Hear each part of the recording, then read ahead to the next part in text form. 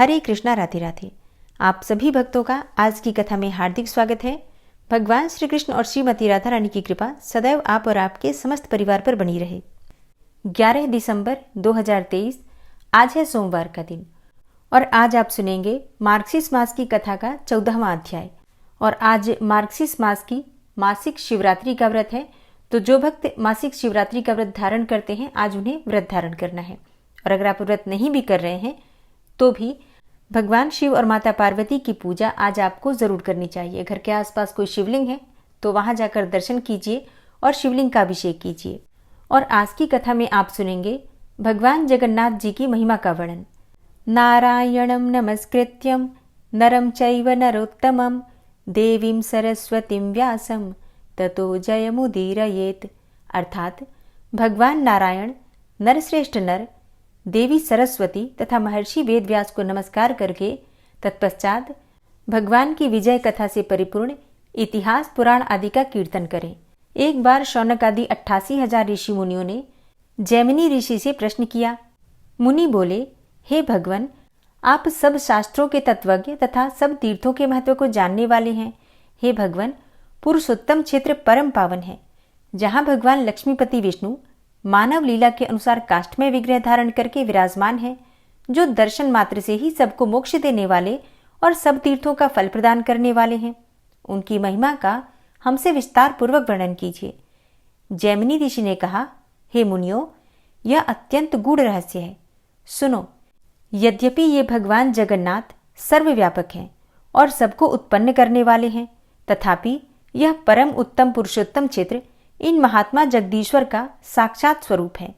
वहां वे स्वयं ही शरीर धारण करके निवास करते हैं, इसलिए उस क्षेत्र को भगवान ने अपने नाम से प्रसिद्ध किया। वह क्षेत्र 10 योजन के विस्तार में है। उसका प्रादुर्भाव तीर्थराज समुद्र के जल से हुआ है तथा वह सब ओर से बालुका राशि से व्याप्त है। उसके मध्य भाग में महान नीलगिरी उस तीर्थ की शोभा बढ़ाता है। पूर्व काल में वाराह रूपधारी भगवान ने इस पृथ्वी को समुद्र के जल से निकालकर जब सब ओर से बराबर करके स्थापित किया और पर्वतों द्वारा सुस्थिर कर दिया, तब ब्रह्मा जी ने पहले की भांति ही समस्त चराचर जगत की सृष्टि करके तीर्थों, सरिताओं, नदियों और क्षेत्रों को यथास्थान स्थापित किया। तत्पश्चात सृष्टि के भार से पीड़ित होकर वे सोचने लगे, आध्यात्मिक, आधिदैविक और आधिभौतिक इन 3 प्रकार के तापों से पीड़ित होने वाले संसार के जीव इनसे किस प्रकार मुक्त होंगे। इस प्रकार विचार करते हुए ब्रह्मा जी के मन में ये भाव आया कि मैं मुक्ति के एकमात्र कारण परमेश्वर श्री विष्णु का स्तवन करूं। तब ब्रह्मा जी बोले, शंख, चक्र और गदा धारण करने वाले हे जगदाधार, आपको नमस्कार है। संपूर्ण विश्व की सृष्टि करने वाला मैं ब्रह्मा आपके नाभि कमल से उत्पन्न हुआ हूं। अतः हे जगन्मय, अपने यथार्थ स्वरूप को आप ही जानते हैं, जिनकी माया से महतत्व आदि संपूर्ण जगत रचा गया है और जिनके निश्वास से प्रकट हुआ शब्द ब्रह्म अर्थात वेद, ऋक्, साम और यजु इन 3 भेदों में अभिव्यक्त हुआ है, जिसका सहारा लेकर मैंने संपूर्ण भुवनों की सृष्टि की है। उन्हीं आप परमात्मा से भिन्न स्थूल, सूक्ष्म, ह्रस्व, दीर्घ आदि कोई भी वस्तु नहीं है। भगवान, तीनों गुणों के विभाग पूर्वक भिन्न भिन्न कार्यों के रूप में आप ही ये चराचर जगत है। ठीक उसी तरह जैसे सुवर्ण ही कंकण, कुंडल आदि के रूप में विभाजित होता है। हे प्रभु, आप ही सृष्टिकर्ता और सृज्य पदार्थ हैं तथा आप ही पोषक और पोष्य जगत हैं। हे परमेश्वर, आप ही आधार, आधेय और उन दोनों को धारण करने वाले हैं। मनुष्य आपकी ही प्रेरणा से कर्म करता है और आप ही द्वारा की हुई व्यवस्था से वो कर्मानुसार गति प्राप्त करता है। हे परमेश्वर, आप ही इस जगत की गति, भर्ता और साक्षी हैं। चराचर गुरु, आप अखिल जीव स्वरूप हैं। हे दयामय जगन्नाथ, मैं सदा आपकी शरण में हूँ, आप मुझ पर प्रसन्न होइए। ब्रह्मा जी के इस प्रकार स्तुति करने पर मेघ के समान श्याम, शंख, चक्र आदि चिन्हों से उपलक्षित भगवान विष्णु गरुड़ पर आरूढ़ होकर वहां प्रकट हुए। उनका मुख कमल पूर्णतः प्रकाशमान था। उन्होंने ब्रह्मा जी से कहा, हे ब्रह्मन, तुम जिस कार्य के लिए मेरी स्तुति करते हो वो संभव नहीं जान पड़ता, तथापि यदि इसके लिए तुम्हारा उद्योग है तो जिस क्रम से यह सिद्ध होता है वह तुम्हें बतला रहा हूं। हे ब्रह्मन, मैं तुम हो और तुम मैं हूं संपूर्ण जगत मुझ में ही व्याप्त है, अर्थात विष्णुमय है। जहाँ तुम्हारी रुचि है वहाँ मेरी है, अतः तुम्हारी मनोवांछा की सिद्धि का उपाय बतलाता हूँ। समुद्र के उत्तर तट पर महानदी के दक्षिण भाग में जो प्रदेश है वह इस भूतल पर सब तीर्थों का फल देने वाला है। वहाँ जो उत्तम बुद्धि वाले मनुष्य निवास करते हैं वे अन्य जन्मों में किए हुए पुण्य का फल भोगते हैं। हे ब्राह्मण, समुद्र के किनारे जो नील पर्वत सुशोभित हो रहा है वह पग पग पर अत्यंत श्रेष्ठ और परम पावन है। वह स्थान इस पृथ्वी पर गुप्त है। वहाँ सब प्रकार के संगों से दूर रहने वाला मैं देह धारण करके निवास करता हूँ और क्षर तथा अक्षर दोनों से ऊपर उठकर पुरुषोत्तम स्वरूप में विद्यमान हूँ। मेरा वह पुरुषोत्तम क्षेत्र सृष्टि और प्रलय से आक्रांत नहीं होता। हे ब्राह्मण, चक्र आदि चिन्हों से युक्त मेरा जैसा स्वरूप यहाँ देखते हो वैसा ही वहाँ जाकर भी देखोगे। नीलाचल के भीतर की भूमि में कल्पों तक रहने वाले अक्षयवट की जड़ के समीप पश्चिम दिशा में जो रोहिणी नाम से विख्यात कुंड है उसके किनारे निवास करते हुए मुझ पुरुषोत्तम को जो चर्म चक्षुओं से देखते हैं वे उसके जल से छिड़पाप होकर मेरे सायुज्य को प्राप्त कर लेते हैं। हे महाभाग, वहां जाओ। उस तीर्थ में मेरा दर्शन करके ध्यान करते समय तुम्हारे समक्ष पुरुषोत्तम क्षेत्र की श्रेष्ठ महिमा स्वतः प्रकाश में आ जाएगी। यह क्षेत्र श्रुतियों, स्मृतियों, इतिहासों और पुराणों में गुप्त है। मेरी माया से वो किसी को ज्ञात नहीं होता। मेरी ही कृपा से अब वो प्रकाश में आएगा और सबको प्रत्यक्ष उपलब्ध होगा। व्रत, तीर्थ, यज्ञ और दान का जो पुण्य बताया गया है वो सब यहाँ एक दिन के निवास से ही प्राप्त हो जाता है और एक निश्वास भर निवास करने से अश्वमेघ यज्ञ का फल प्राप्त होता है। हे ब्राह्मणों, इस प्रकार ब्रह्मा जी को आदेश देकर भगवान पुरुषोत्तम सबके देखते देखते वहीं अंतर्ध्यान हो गए। जय जगन्नाथ। भगवान जगन्नाथ जी को उनके शिष्यों के भगवान के रूप में जाना जाता है। इस विषय में एक सच्ची घटना है। ओडिशा के जाजपुर जिले के बंधु मोहंती नाम के एक व्यक्ति थे। उनकी 2 बेटियां और एक बेटा थे। बंधु मोहंती बहुत गरीब थे और वो अपने जीवन यापन के लिए भीख मांगते थे। उनके पास कोई आरक्षित निधि नहीं थी, मतलब कोई सेविंग्स नहीं थे। तो बंधु मोहंती भगवान हरि के बहुत बड़े भक्त थे और वो अपना दिन भगवान के पवित्र नाम का जाप करते हुए बिताते थे। वो सभी जीवों के प्रति दयालु थे, बहुत सच्चे थे और ब्राह्मणों की सेवा करने के बहुत शौकीन थे, लेकिन वो अपने प्रति बहुत उदासीन थे। बात करें उनके पारिवारिक जीवन की तो ये जानते हुए कि भगवान के पवित्र नाम को छोड़कर सब कुछ अस्थायी है, तो इस तरह उन्होंने अपने दिन बड़े खुशी से बिताए। लेकिन एक बार इस क्षेत्र में सूखा पड़ा और लोग भोजन की कमी के कारण मरने लगे। तो बंधु मोहंती भिक्षा मांगने के लिए कुछ गांव में गए, लेकिन लोगों के पास अपने खुद के खाने के लिए ही भोजन नहीं था। वे बंधु मोहंती को भिक्षा कैसे दे सकते थे। फिर वो बिना भोजन किए ही वापस लौट आए और पूरे समय भगवान का ध्यान करते रहे। उनकी पत्नी ने उन्हें बताया कि बच्चे बहुत भूखे हैं और उनकी पत्नी ने ये पूछा कि क्या आपका कोई रिश्तेदार है जो इस कठिन समय में हमारी मदद कर सके। तो हम ये स्थान छोड़ देते हैं और किसी अन्य स्थान पर चलते हैं जहाँ के आपके रिश्तेदार रहते हैं। अब पत्नी की बातें सुनकर बंधु मोहंती ने कहा कि उनकी मदद करने के लिए तो उनका कोई रिश्तेदार ही नहीं है, लेकिन उनका एक दोस्त है जो उनके गांव से बहुत दूर रहता है। उनके अनुसार उनका दोस्त सभी लोगों में सबसे अच्छा था। बंधु मोहंती का मानना था कि उनके बराबर कोई नहीं है। वो श्री क्षेत्रपुरी में रहते हैं। अगर किसी तरह हम उन तक पहुंचने में कामयाब हो सके तो हमारी समस्याएं हल हो जाएंगी। ये सुनकर उनकी पत्नी बहुत प्रसन्न हुई। उसने कहा, तो फिर तुरंत वहां चलते हैं ना। एक बच्चे को मैं ले लूंगी और दूसरे को तुम ले जाओगे। चलिए अब बिना किसी देरी के वहां चलते हैं, नहीं तो हम सब मर जाएंगे। पत्नी की ये बातें सुनकर बंधु मोहंती बहुत खुश हुए। उन्होंने सोचा कि श्री क्षेत्र जाकर भगवान जगन्नाथ, बलदेव और सुभद्रा के दर्शन करना बहुत अच्छा होगा। उन्होंने श्री क्षेत्र जाने की तैयारी शुरू की और 4 दिन बाद वहां पहुंचे। वे सिंह द्वार पर स्थित जगन्नाथ मंदिर पहुंचे और हजारों लोग मंदिर में दर्शन कर रहे थे और सुरक्षा बहुत कड़ी थी। कई गार्ड हाथों में लाठियां लिए हुए थे, क्योंकि उनके लिए मंदिर में प्रवेश करना संभव नहीं था। इसलिए उन्होंने मंदिर के पूर्वी द्वार के प्रवेश द्वार पर भगवान के देवता पतित पावना के दर्शन किए।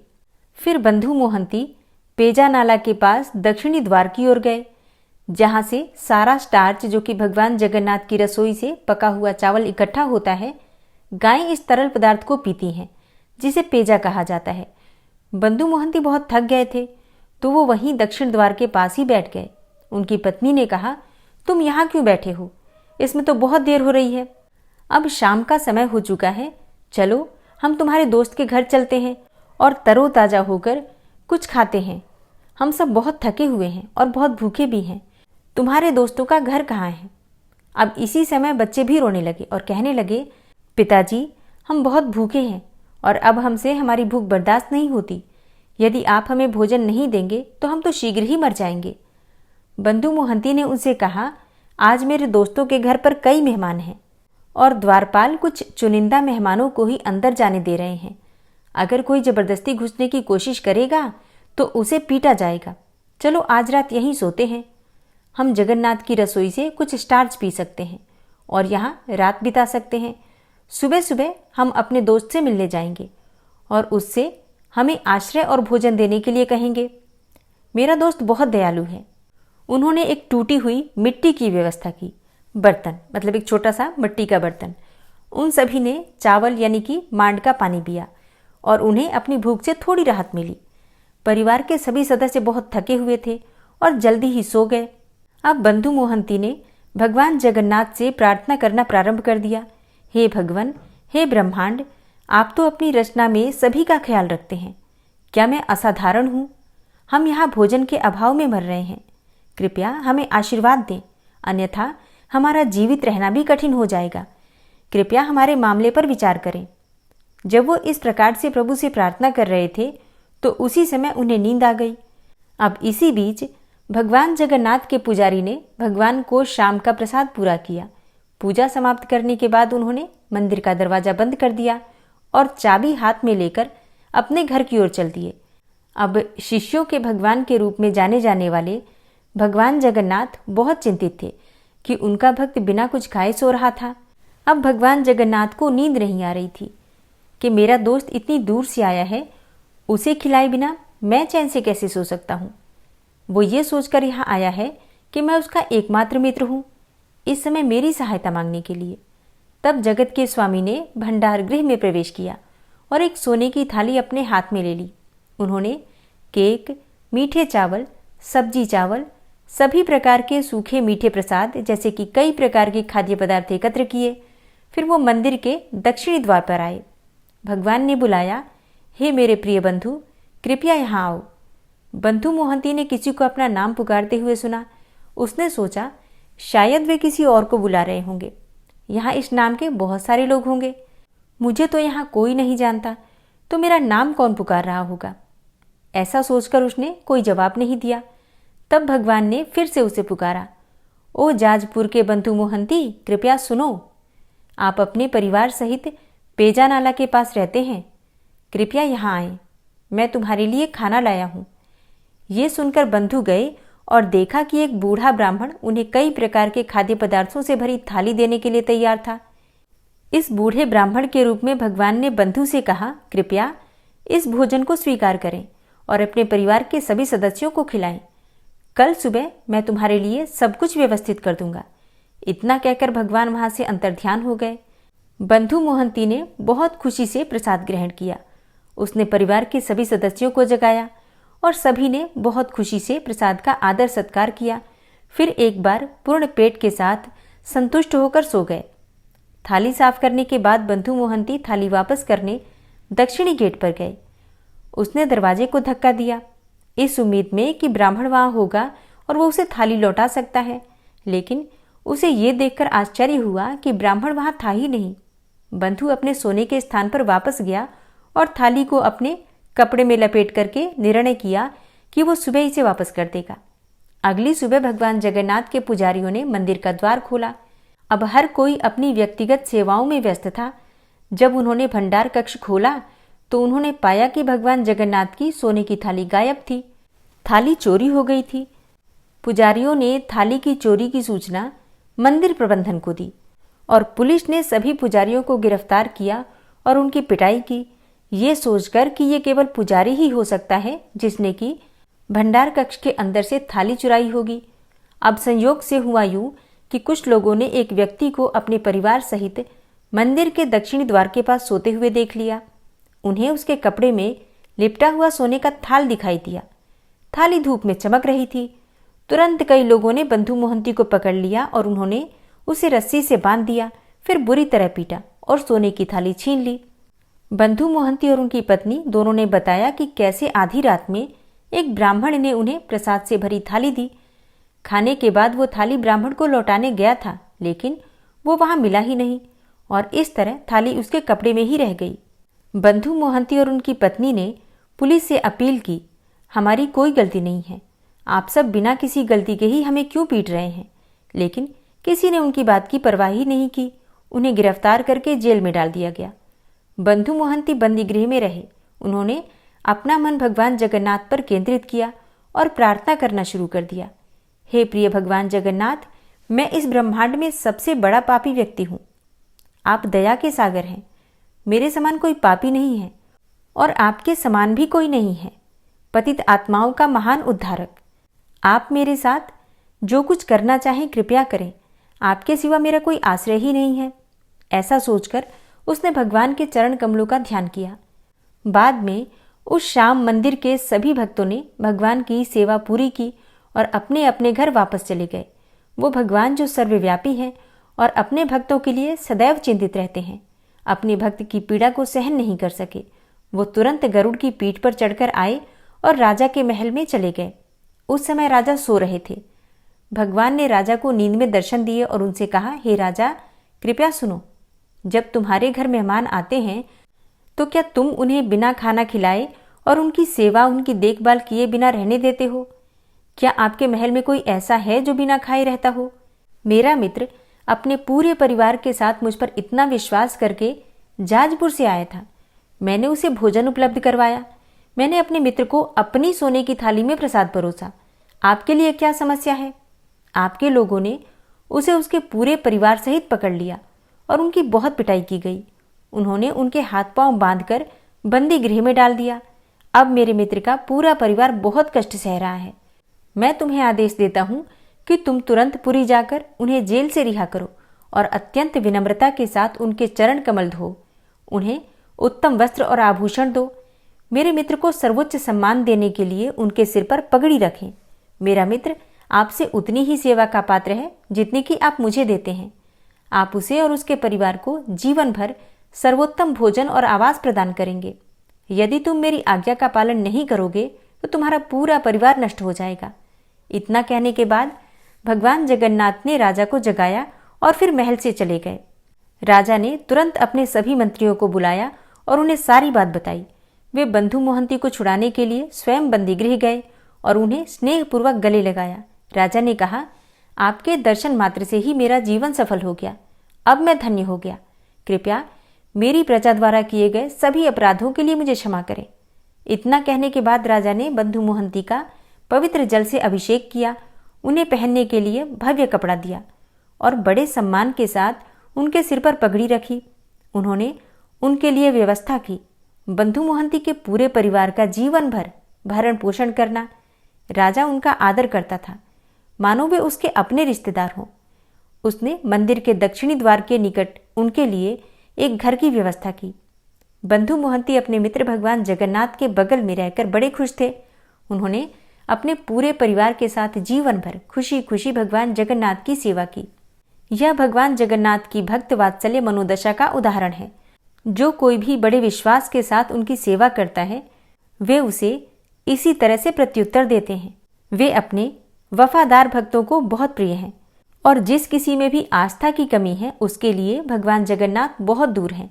जो कोई भी बंधु मोहंती की इस लीला को सुनेगा वो सभी पाप कर्मों की प्रतिक्रिया से मुक्त हो जाएगा। वो अपने सभी प्रयासों में सफलता प्राप्त करेगा और कभी यमलोक को नहीं देखेगा। यही सभी वैदिक शास्त्रों का निर्णय है। ये कहानी जाजपुर के बंधु मोहंती के नाम के एक भक्त की सच्ची कहानी है, जो ये साबित करती है कि भगवान जगन्नाथ अपने भक्तों की मदद के लिए अपने सिंहासन से कैसे उतरते हैं। बंधु मोहंती को रिहा करने के बाद उन्हें मंदिर में रसोइये के रूप में सेवा दी गई। अब भी बंधु मोहंती के वंशज मंदिर की रसोई में मुख्य रसोइये हैं और वे प्रतिदिन भगवान जगन्नाथ को सोने की थाली में भोजन चढ़ाते हैं। प्रेम से बोलिए जय जगन्नाथ। आज की कहानी आपको कैसी लगी है कमेंट बॉक्स में ज़रूर बताइए। अच्छी लगी हो तो कमेंट बॉक्स में जय जगन्नाथ ज़रूर लिखिए और अगर संभव हो तो वीडियो को ज़्यादा से ज़्यादा शेयर कीजिए।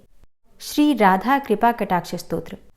मुनीन्द्र वृंद वंदिते त्रिलोक शोक हारिणी प्रसन्न वक्त्र पंकजे निकुंज भूविलासिनी व्रजेन्द्र भानुनंदिनी व्रजेन्द्र सूनु संगते कदा करिष्यसि मां कृपा कटाक्ष भाजनम्। अशोक वृक्ष वल्लरी वितान मंडपस्थिते प्रवाल बाल पल्लव प्रभारुणांध्रि कोमले वराभय स्फुरत्करे प्रभूत संपदालये कदा करिष्यसि मां कृपा कटाक्ष भाजनम्। अनंगरंग मंगलं प्रसंग भंगुरं भ्रुवां सविभ्रमं ससंभ्रमं दृगंत बाणपातनय निरन्तरं वशीकृत प्रतीत नन्दनन्दने कदा करिष्यसि मां कृपा कटाक्ष भाजनम्। तडित्सुवर्ण चंपक प्रदीप्त गौर विग्रहे मुख प्रभा परास्त कोटि सारदेन्दुमण्डले विचित्र चित्र संचर चकोर शावलोचने कदा करिष्यसि मां कृपा कटाक्ष भाजनम्। मदोन्मदादि यौवने प्रमोदमान मंडिते प्रियानुराग रंजिते कला विलास पंडिते अनन्य धन्य कुंज राज्य काम केलि कोविदे कदा करिष्यसि मां कृपा कटाक्ष भाजनम्। अशेष हाव भाव धीर हीर हार भूषिते प्रभूत शात कुंभ कुंभ कुंभि कुंभ सुस्तनि प्रशस्त मंद हास्य चूर्ण पूर्ण सौख्य सागरे कदा करिष्यसि मां कृपा कटाक्ष भाजनम्। मृणाल वाल वल्लरी तरंग रंग दौर्लते लताग्रलास्य लोल नील लोचनावलोकने ललल्लुलन्मिलन् मनोज्ञ मुग्ध मोहिनाश्रिते कदा करिष्यसि मां कृपा कटाक्ष भाजनम्। सुवर्ण मल्लिकांचित त्रिरेख कंबुकंठगे त्रिसूत्र मंगली गुण त्रिरत्न दीप्ति दीधिते सलोल नील कुंतल प्रसून गुच्छ गुंफिते कदा करिष्यसि मां कृपा कटाक्ष भाजनम्।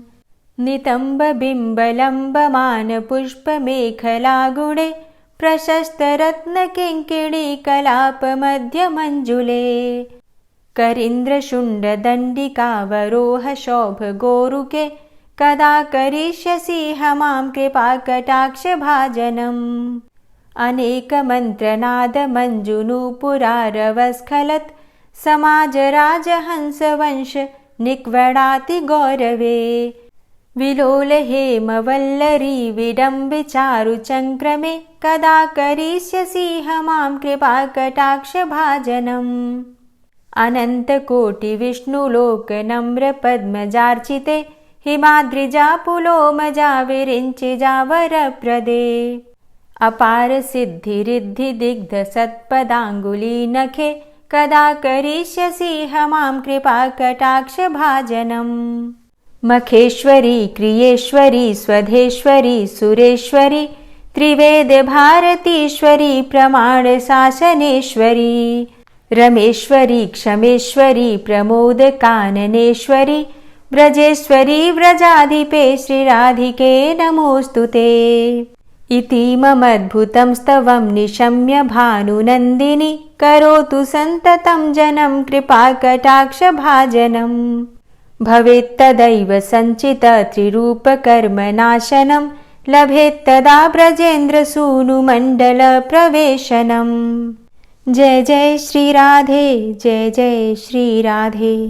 ओम विश्वं विष्णुर्वषट्कारो भूतभव्य भवत्प्रभु भूतकृत भूतभृद्भावो भूतात्मा भूतवाहन भूतात्मा परमात्मा च मुक्तानां परमागति अव्ययः पुरुषः साक्षी क्षेत्रज्ञो अक्षर एव च योगो योगविदां नेता प्रधान पुरुषेश्वरः नारसिंहवपुः श्रीमान् केशवः पुरुषोत्तमः सर्वः शर्वः शिवस्थाणुर्भूतादिर्निधिर्व्ययः संभवो भावनो भर्ता प्रभवः प्रभुरीश्वरः स्वयंभू शम्भुरादित्यः पुष्कराक्षो महास्वनः अनादिनिधनो धाता विधाता धातुरुत्तमः अप्रमेयो ऋषिकेश पद्मनाभो अमरप्रभु विश्वकर्मा मनुस्त्वष्टा स्थविष्ठः स्थविरो ध्रुवः अग्राह्यः शाश्वतः कृष्णो लोहिताक्षः प्रतर्दनः प्रभूतस्त्रिककुब्धाम पवित्रं मङ्गलं परम् ईशानः प्राणदः प्राणो ज्येष्ठः श्रेष्ठः प्रजापति हिरण्यगर्भो भूगर्भो माधवो मधुसूदनः ईश्वरो विक्रमी धन्वी मेधावी विक्रमः क्रमः अनुत्तमो दुराधर्षः कृतज्ञः कृतिरात्मवान् सुरेशः शरणं शर्म विश्वरेताः प्रजाभवः अह संवत्सरो व्यालः प्रत्ययः सर्वदर्शनः अजः सर्वेश्वरः सिद्धः सिद्धे सर्वादिर्च्युतः वृषाकपिर्मेयात्मा सर्वयोगविनिश्रितः वसुर्वसुमनः सत्यः समात्मा संमितः समः अमोघ पुण्डरीकाक्षो वृषकर्मा वृषाकृतिः रुद्रो बहुशिरा बभ्रुर्विश्वयोनिः शुचिश्रवः अमृतः शाश्वतस्थाणुर्वरारोहो महातपः सर्वगः सर्वविद्भानुर्विश्वक्सेनो जनार्दनः वेदो वेदविद्व्यङ्गो वेदाङ्गो वेदवित्कविः लोकाध्यक्षः सुराध्यक्षो धर्माध्यक्षः कृताकृतः चतुरात्मा चतुर्व्यूहश्चतुर्द्रष्टश्चतुर्भुजः भ्राजिष्णुर्भोजनं भोक्ता सहिष्णुर्जगदाति च अनघो विजयोजेता विश्वयोनिः पुनर्वसु उपेन्द्रो वामनः प्रांशुर्मोघः शुचिरुर्जितः अतीन्द्रः सङ्ग्रहः सर्गो धृतात्मा नियमो यमः वेद्यो वैद्यः सदा योगी वीरः माधवो मधु अतीन्द्रियो महामायो महोत्साहो महाबलः महाबुद्धिर्महावीर्यो महाशक्तिर्महाद्युतिः अनिर्देश्य वपुः श्रीमान् मेयात्मा महाधृतृक् महिश्वासो महीभर्ता श्रीनिवासः सतां गति अनिरुद्ध सुरानन्दो गोविन्दो गोविन्दाम्पति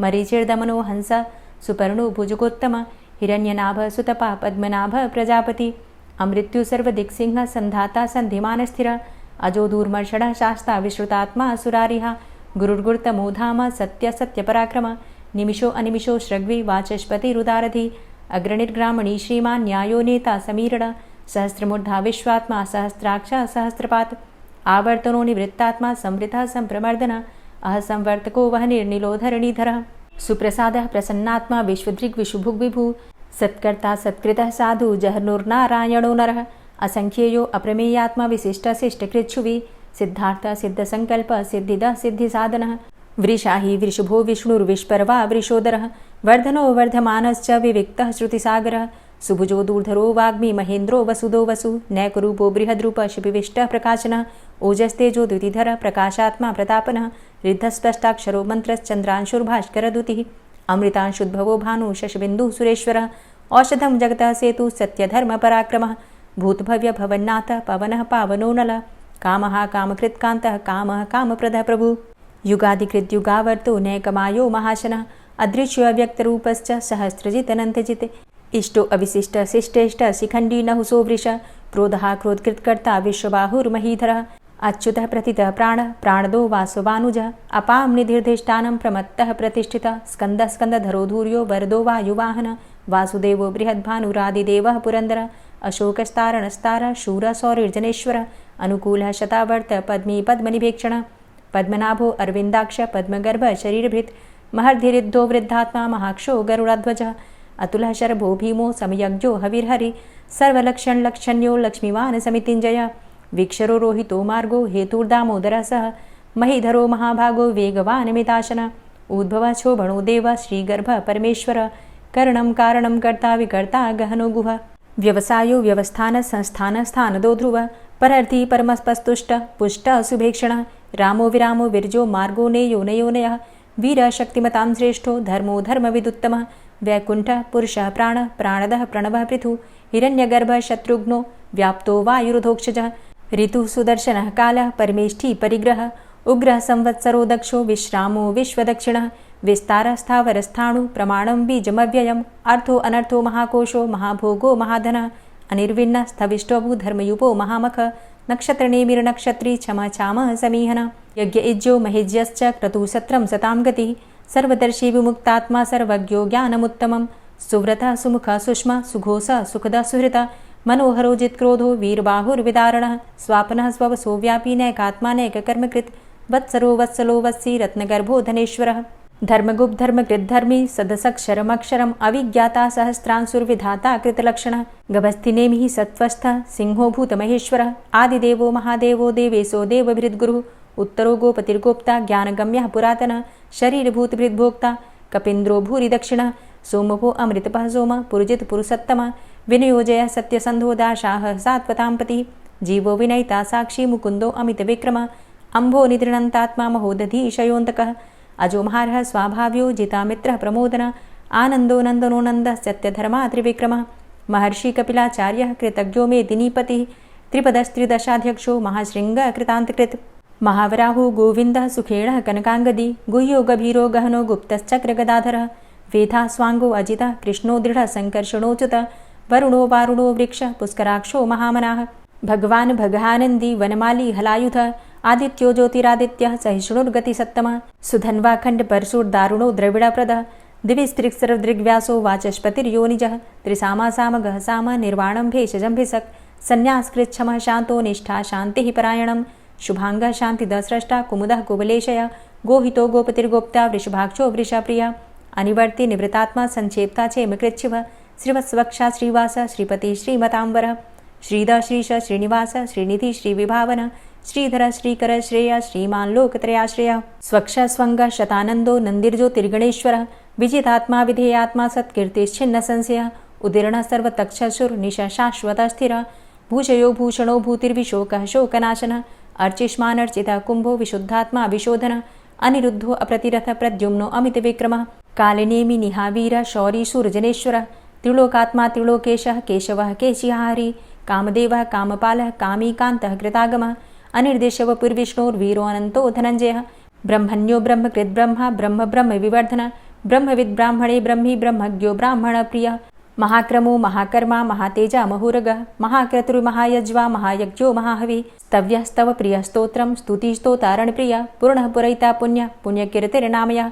मनोजवस्तीर्थकरो वसुरेता वसुप्रदः वसुप्रदो वासुदेव वसुर्वसुमनाहवि सद्गतिः सत्कीर्तिः सत्ता सद्भूतिः सत्परायणः शूरसेनो यदुश्रेष्ठः सन्निवासः सुयामुनः भूतावासो वासुदेवः सर्वासु निलयोऽनलः दर्पः दर्पदो दृप्तो दूढरोथा पराजितः विश्वमूर्तिर्महामूर्तिर्दीप्तमूर्तिर्मूर्तिमान् अनेकमूर्तिरव्यक्तः शतमूर्तिः शताननः एको नैकः सवकः किं यत्तत्पदमनुत्तमं लोकबन्धुर्लोकनाथो माधवो भक्तवत्सलः सुवर्णवर्णो हेमाङ्गो वराङ्गश्चन्दनाङ्गदी वीरः विषमः शून्यो घृताशीरचलश्चलः अमानीमानदो मान्यो लोकस्वामी त्रिलोकधृक् सुमेधा मेधजो धन्यः सत्यमेधा धराधरः तेजोवृषः द्वितिधरः सर्वशस्त्रभृताम्बरः प्रग्रहो निग्रहो व्यग्रो नैकशृङ्गो गदाग्रजः चतुर्मूर्तिश्चतुर्बाहुश्चतुर्व्यूहश्चतुर्गति चतुरात्मा चतुर्भावश्चतुर्वेदविदेकपात् समावर्तो अनिवृतात्मा दुर्जयो दुरतिक्रम दुर्लभो दुर्गमो दुर्गो दुरावासो दुरारिः शुभांगो लोकसारंगः सुतन्तुस्तन्तुवर्धन इंद्रकर्मा महाकर्मा कृतकर्मा कृतागमः उद्भवः सुन्दरः सुन्दो रत्ननाभः सुलोचनः अर्को वाजसनः शृङ्गी जयन्तः सर्वविजयी सुवर्णबिन्दुरक्षोभ्य सर्वभागीश्वरेश्वरः महाह्रदो महागर्तो महाभूतो महानिधि कुमुदः कुन्दरः कुन्दः पर्जन्यः पावनो नीलः अमृताशो अमृतवपुः सर्वज्ञः सर्वतोमुखः सुलभः सुव्रतः सिद्धः शत्रुजित् शत्रुतापनः न्यग्रोधो दुम्बरो अस्वस्थश्चाणुरान्ध्रनिषूदनः सहस्रार्चिः सप्तजिह्वः सप्तैधा सप्तवाहनः अमूर्तिरणघो अचिन्त्यो भयकृद्भयनाशनः अणुर्बृहत्कृशः स्थूलो गुणभृन्निर्गुणो महान् अधृतः स्वधृतः स्वास्य प्राग्वंशो वंशवर्धनः भारभृतिकथितो योगी योगी स सर्वकामद आश्रमश्रमण क्षाम सुपर्णो वायुवाहन धनुर्धरोर्धनुर्वेदो दण्डोदमयितादम अपराजितः सर्वसहो नियन्ता नियमो यमः सत्त्ववान् सात्विकः सत्य सत्यधर्मपरायण अभिप्रायः प्रियार्होर्ह प्रियकृत्प्रीतिवर्धनः विहाय सगतिर्ज्योति सुरुचिर्हुद्भुग्विभु रविर्विलोचनः सूर्य सविता रविलोचनः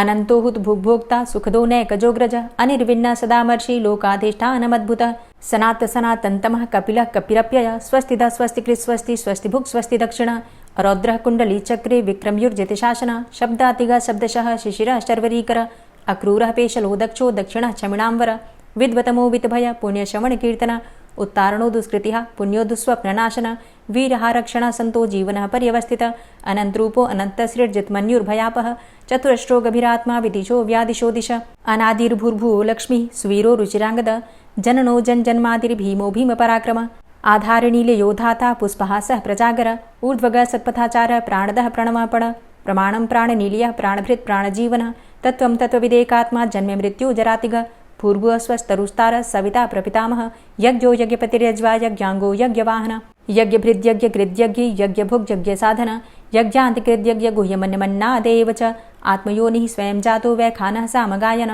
देवकीनन्दन स्रष्टा क्षितिसः पापनाशनः शङ्खभृन्नन्दकी चक्री शारङ्गधन्वा गदाधरः रथांगपाणिरक्षोभ्य सर्वप्रहरणायुध ओम नमः इति। गजेंद्र मोक्ष पाठ सुनाने से पहले थोड़ी सी जानकारी मैं आपको देना चाहती हूँ इस स्तोत्र के बारे में। हिंदू धर्म के प्रथम ग्रंथ श्रीमद् भगवद गीता के 3 अध्याय में गजेंद्र स्तोत्र पढ़ने को मिलता है। इसमें श्लोकों की संख्या है 33 और ऐसा कहा जाता है कि इस मंत्र का जाप करने से जीवन में किसी भी प्रकार की परेशानी हो तत्काल आपको उससे मुक्ति मिल जाती है। इस स्तोत्र में हाथी और मगरमच्छ के साथ हुए युद्ध का वर्णन किया गया है और गजेंद्र जब युद्ध से हार जाता है तो भगवान विष्णु का ध्यान करके उनकी स्तुति करता है और उसकी स्तुति से प्रसन्न होकर भगवान विष्णु आते हैं और उसे मोक्ष प्रदान करते हैं। और इस पाठ को करते समय अगर हम अपने मन में ये भावना रखें कि हे श्री हरि विष्णु, जिस प्रकार से गजेंद्र को परेशानी से आपने बाहर निकाला उसी प्रकार से हमें भी हमारी परेशानियों से बाहर निकालिए, तो निश्चित ही भगवान विष्णु हमारी मदद करते हैं। तो अब सच्चे मन से भगवान श्री हरि विष्णु का ध्यान करके इस परम कल्याणकारी स्तोत्र का पाठ करते हैं। शुक जी ने कहा कि बुद्धि के अनुसार पिछले अध्याय में वर्णन किए गए रीति से अपने मन को नियंत्रित करके और हृदय को स्थिर करके गजेंद्र अपने पिछले जन्म में याद किए गए सर्वोच्च कार्य और बार बार जप किए जाने वाले स्तोत्र का जप करने लगा।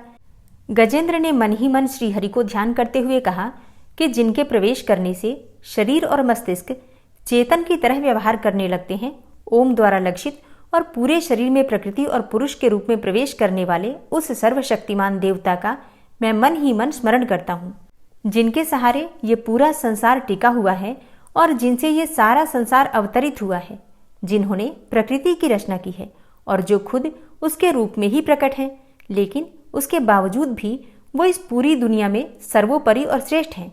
ऐसे अपने आप और बिना किसी कारण के भगवान की मैं शरण में जाता हूँ। अपने संकल्प शक्ति के बल पर अपने ही स्वरूप में रचित और सृष्टि काल में प्रकट एवं प्रलय में अप्रकट रहने वाले इस शास्त्र प्रसिद्धि प्राप्त कार्य कारण रूपी संसार को जो बिना कुंठित दृष्टि के साक्ष्य रूप में देखते रहने पर भी लिप्त नहीं होते, चक्षु आदि प्रकाशकों के परम प्रकाशक प्रभु आप मेरी रक्षा करें।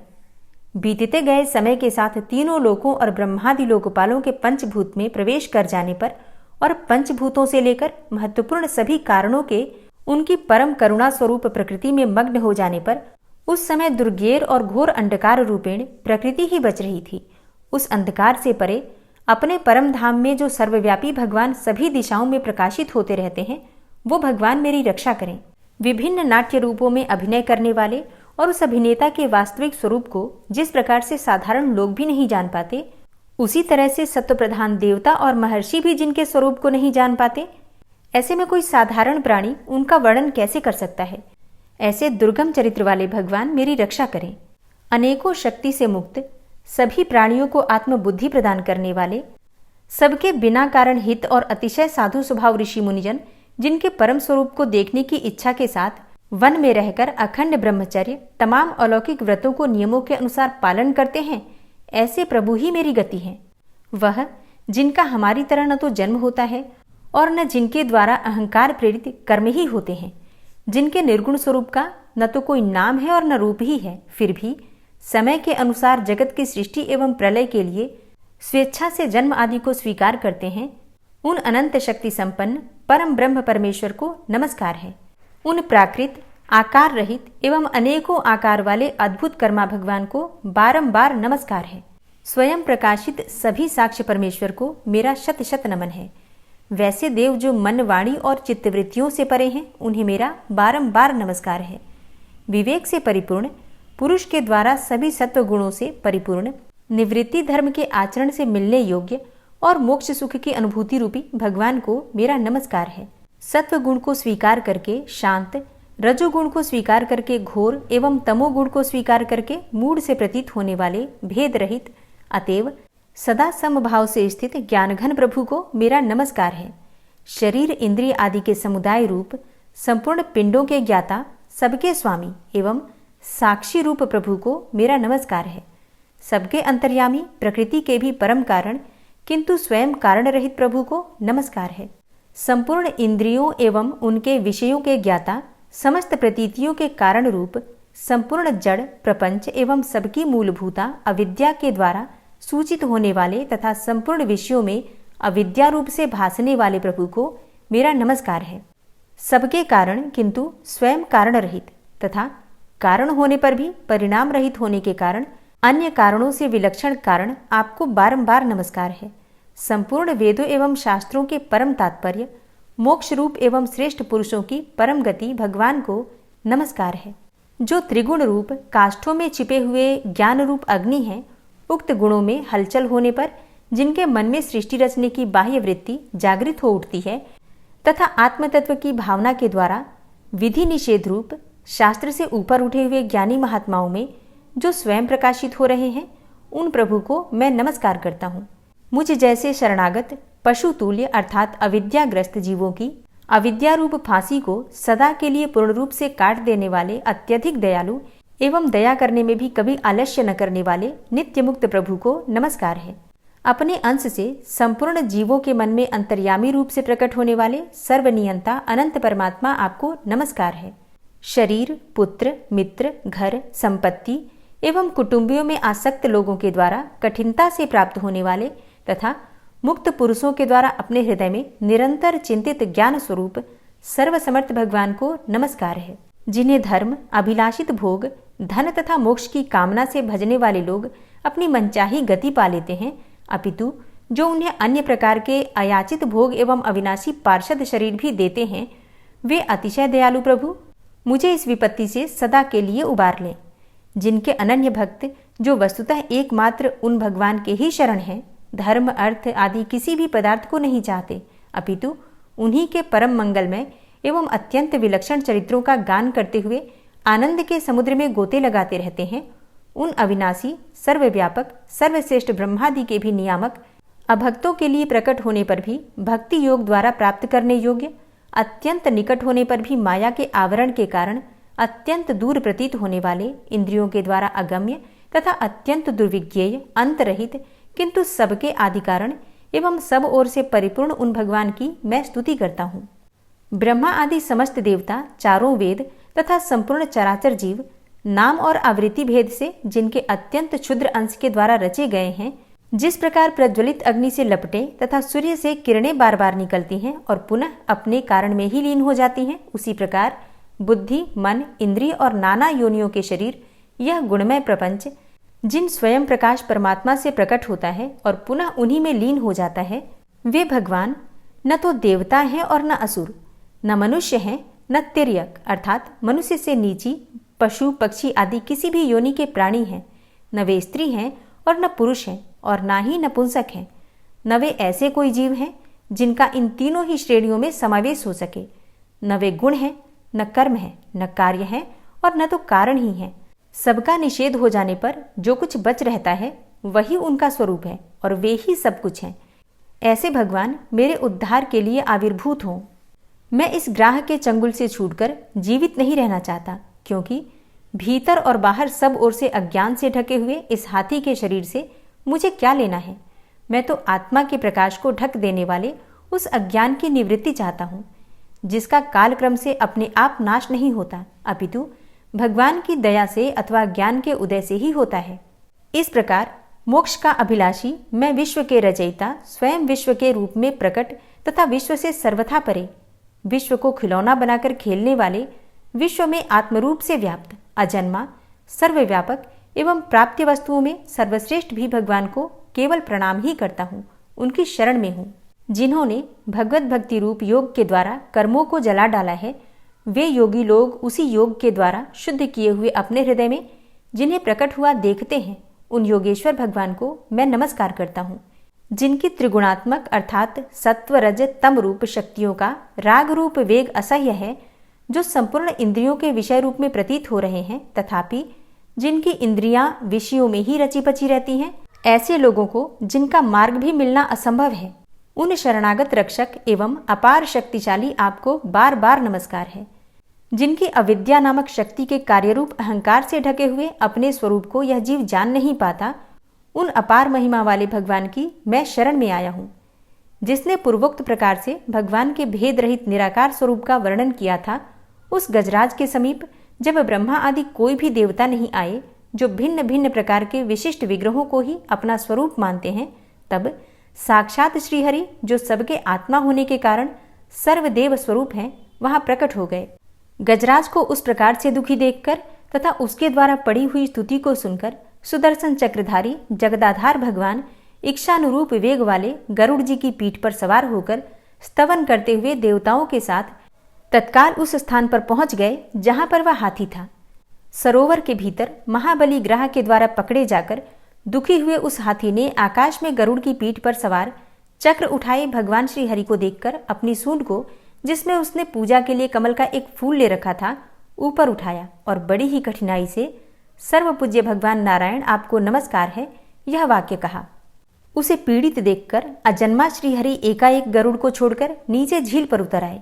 वे दया से प्रेरित होकर ग्राह सहित उस गजराज को तत्काल झील से बाहर निकाल लाए और देवताओं के देखते ही देखते चक्र से मुंह चीरकर उसके चंगुल से हाथी को उबार लिया।